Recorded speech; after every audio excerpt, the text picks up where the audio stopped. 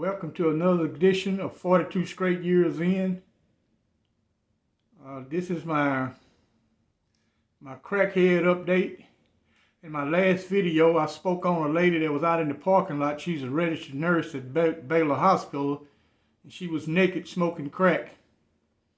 Well, her husband came down to pay me a visit, and he told me that I helped his wife. I don't know how the hell I helped her. I just sit here and talk to her. Me and my old lady was sitting here, and I just started a conversation with her. See, after all, she is inside of my house. And her husband say, "Hey, man, what do you tell my wife, man? It seemed like it had some effect on her." You know, it's kind of hard talking to a guy about his wife. They married when they was 24. They've been married 10 years. They're 34 years old. She don't have a job. She have a career. She's a registered nurse. And he never told me where he worked. I never asked him. Well, from the little conversation, little chit-chat we had, I just used logic on her. I don't know if it had some type of effect, but he told me how she got sprung smoking crack. And she got a high-paying job. She hanging around some of her old friends who are broke chicks. They smoke crack. So naturally, they want to get her sprung because she got money to buy the crack with. And she blaming it on stress because she got to work these long hours due to the pandemic. And she said the stress is what made her start smoking. I told him, I said, well, those chicks that she hang around, they appear to be happy, but they broke as hell. They ain't going nowhere fast in life. They going to hell in a little rowboat. They not going nowhere. They gonna live on the government dole or some low-end paying job the rest of their life. They ain't about nothing. So they love to catch a lady that's successful, who got money and got a debit card, can purchase the crack. You gotta have money to smoke crack. So naturally, when they get her to smoking, she don't know where to score at. She got to score through those chicks. They ain't gonna never give her what she purchased. She asked for a 50, they gonna give her a 20. I didn't want to tell him, if that's my old lady, simply I would just drop her like a hot potato and run. That's what I would do. But that's his wife. So I handled it with calfskin gloves. I really didn't know what to say to the guy. She's a real pretty lady. And they don't have no kids. He said, "Hey man, we paid off our student loan. We don't have no debt." They could go places. They can live a good upper middle class life. But, I just sit and talk to him. I don't know if he gleaned anything out of the conversation, but it's kind of hard telling a guy what to do, and that's his wife. Okay, that's my crackhead update. Y'all know what it is. Get your shanks out, and let's get ready to ride. First, I'm going to give some shout-outs to JD over in San Antonio, and Ronaldo Torres. He lives in Colorado. Me and his dad, we did a lot of time together. His dad's name is Caballo Horse.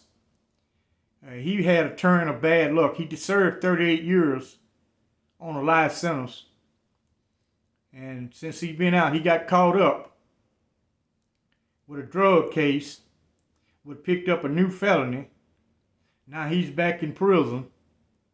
He's housed at the Pulaski unit, the home of Texas Death Row.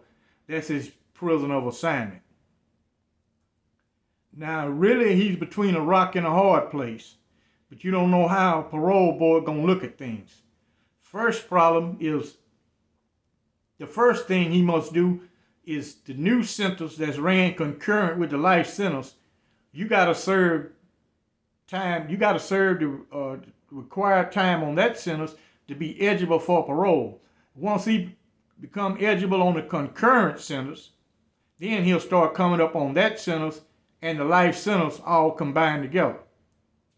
Now, if they've granted you parole, It's kind of hard in hell making it the second time with a life sentence. They feel like, hey, we gave you a break. Life means life. And we gave you a break and you abused our power, so you got to suffer. You know, I wish him the best. Me and him did a lot of time together. But he got out here and got caught up with the fast money. And he's back in prison again.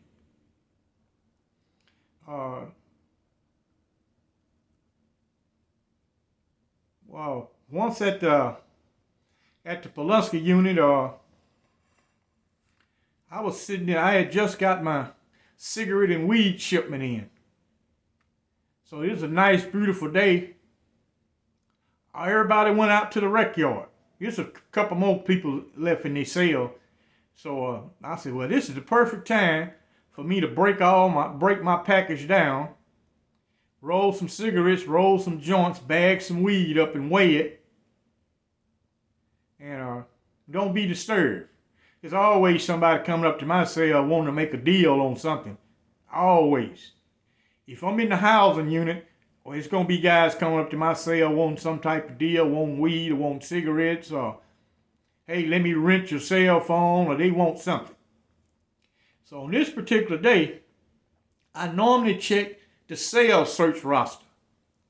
On each shift, in each housing unit, each guard is required to search 3 cells randomly. They pick 3 cells to search. And I normally check that cell search list so I know if I'm on the list. That way I know how to hide things, how to leave the cell and disappear and go to work, or whatever. I know how to get out of Dodge.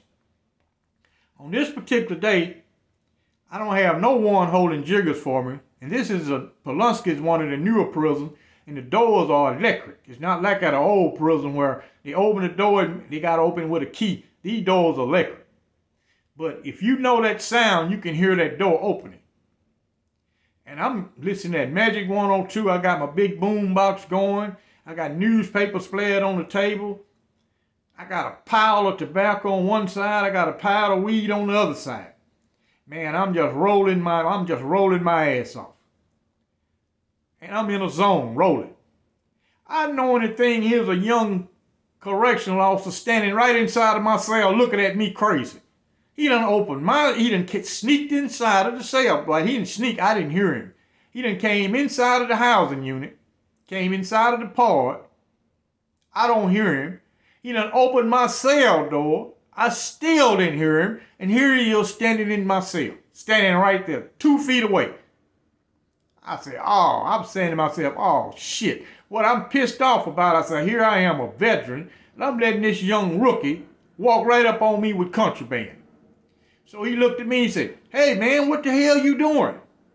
I said, man, I'm rolling cigarettes. He said, yeah, I can see that. You know all that's contraband, and you got some weed over there too. I said, yeah. He said, man, I'm going to have to report this. I'm going to have to call my supervisor. I said, say, man, you can't call the supervisor. He said, why not? I said, say, man, I just joined the Crips, man. And they gave me all this stuff to sell. I got to sell 200 of these cigarettes and 200 of these blunts to keep them from killing me, man. They're going to pull a 1902 on me. He said, what? I said, man, they're going to pull a 1902 on me. Look at me, man. I'm too old to die, man. You can see it, man. I'm too old to die. He said, what's a 1902? I said, man, they're going to kill me. 1902 is a section 1902 of the Texas Penal Code. That's the murder statute. I had to think fast. I don't know what to say to this dude, but I don't want him to call the supervisor. He called the supervisor. I'm royally screwed. So he said, I said, please, man, you can't let them kill me like this, man. You know they'll kill me.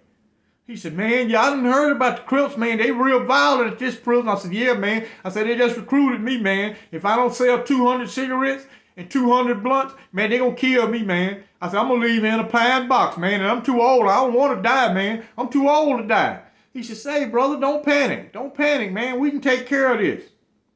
He said, say, man, I don't want to see you killed, man. But you should have joined them Crips. I said, say, man, they made me join them. I said, look how old I am, man. You think I can handle all them young guys? I said, man, they made me join. You know, you didn't heard about this prison. This is a violent prison, man. You see, they got death row over there in 12 building. They'll put me over on death row. He say, man, stop panicking, man. You shouldn't have joined no gang, man. I can tell you not gang material. I said, yeah, man. I said, man, I was scared to death, man. They charged me up and said, say, old school, you gonna be a Crip. I said, all right, man, I'm a Crip now. And they said, well, we're going to put a 1902 on you if you don't sell this weed and these cigarettes.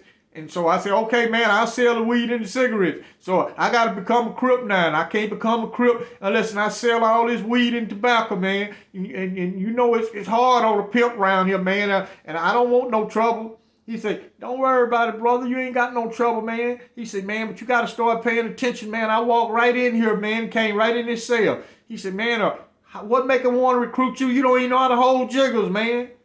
I said, man, it's supposed to be somebody holding jiggers, but evidently they went to the rec yard.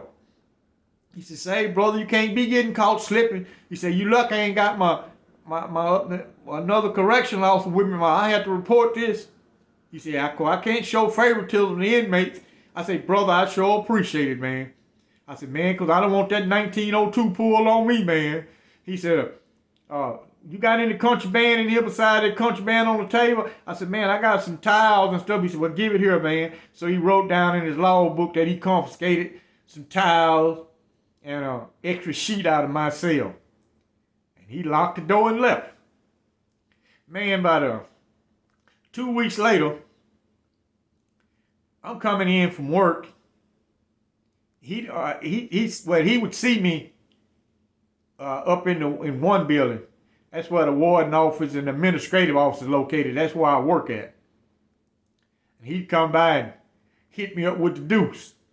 So I was on my way back to the housing unit, and he stopped me and said, say, brother, how did that 1902 go? I said, man, you see I'm still alive, don't you? I said, brother, I wouldn't even be alive if it wouldn't be for you. I said, man, I'm scared of them 1902s. He said, yeah, man, you should get out of that gang, man. You ain't gang material, man. You really don't even need to be in the gang, man. He said, we just had some problems out of the Crips out in the dorms. I said, yeah, man, they're everywhere, man. I said, shit. I said, I sold them 200. He said, you sold them? I said, I sold every one of them. He said, well, good luck to you, man. But leave that gang activity alone, man, and go ahead and get out of prison, man. I just had to come up with something off the top of my head, man. This man had me red-handed. I don't know how I would explain that. A warden told me once, I got caught up. He said, say, man, somebody been in prison as long as you, I don't expect you to be getting caught, man. How did you let a dumb guard catch you? You know, and he done caught me. But you human, man. You slip. And you've been in prison so long, you tend to get comfortable. I used to like little things to occur to keep me on my toes as a wake-up call. I didn't never want to get all that comfortable in prison. But you got to be institutionalized. 50% institutionalized to serve a life sentence. You can't serve a life sentence every day thinking about the outside, what you missing on the outside. Hell, you're going to go crazy on the inside. And a point to consider, a wise man does young what an old fool does later. I'll tell a young guy, look at some of the old schools. They weren't successful at crime. I mean, very few of those guys you don't have a 401k in a criminal environment, in a criminal society. Very few of those guys have any money or have any resources to show for all the prison and all the jail time they done served. They have nothing to show for it. All they can do is tell you some good ass stories like I'm doing. That's all they can do, man. I can get with some of the old school, man, we can ride all day long. They did a bunch of shit. Also, they served a bunch of time right along with it. Very few of those guys got money. Now, I know of a few guys here in Dallas who were successful. Very few. It's about a 95% failure rate. Will you take odds at 95% if you walk out of your house and you was going to get hit by a bowling ball right upside your head? You'd stay in the house. Those are hella odds. And they're all in favor of the cops and the district attorney and the investigators. They're not in the criminals' favor. I guarantee you that. Ain't about 5% of the guys actually be successful. Even when they're released, maybe 5% actually make it out here. I'm talking about be successful and live good. Some of them don't never return to prison, but he live bad as hell. I can go downtown Dallas right now in the West End, and I see quite a few old guys I know from back in the day, or I know from a prison unit. They ain't doing so hot. Most of them say, hey, I done gave up, man. They don't want to die in prison. They say, well, I'm too old. I can't outrun the cops no more. We living in a maturing society. They don't keep up with technology. So they don't know how to hustle on the internet. So those guys just done gave up. They're just happy to be free as hell. But if you young, you got a chance to do the right thing right now. Because eventually, if you live long enough, you'll become an old cat. And you'll be one of those same old guys you see sitting around telling their stories. Ain't got nothing going for them in life. Not nothing. I got to head over on Bonneville and get this video uploaded. Still ain't got no Wi-Fi. I looked on the Spectrum website. They told me I can take this equipment back to the UPS store and UPS will ship it to them. Then they say if I got to pay for it. But I still got they crap sitting right here in this house, they router and stuff, and it's never been activated. And I looked online, they said I owe $102 for non-activated equipment.